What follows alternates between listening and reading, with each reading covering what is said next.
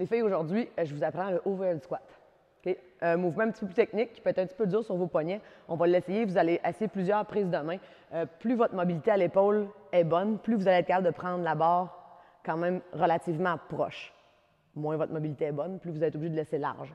Le but du overhead squat, dans le fond, ce qu'on veut, c'est beaucoup moins de jambes, c'est beaucoup de sangle abdominale puis de ceinture scapulaire. Fait que ça va faire travailler vos épaules, beaucoup de stabilité à l'épaule puis à votre sangle abdominale. Fait que pour être sûr de le prendre comme il faut, là, je vais me mettre de l'autre sens, comme ça.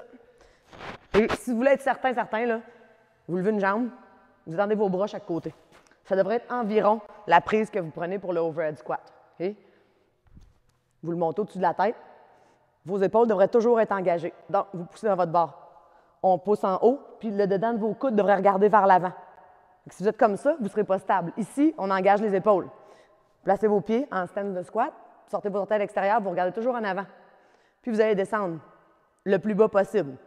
Si mon squat ne penche pas beaucoup en avant, ma barre va probablement rester plus au-dessus de ma tête. On veut qu'elle reste au-dessus du centre de gravité. Si vous avez tendance à pencher votre squat en avant, compenser un petit peu, c'est sûr que la barre, elle va voyager un peu, elle va aller vers l'arrière pour encore une fois rester au-dessus de votre centre de gravité. C'est pas grave. Ce qu'il faut, c'est quand vous remontez, vous poussez dans la barre pour vous la ramener au-dessus de votre tête, au-dessus de votre centre de gravité en engageant vos épaules.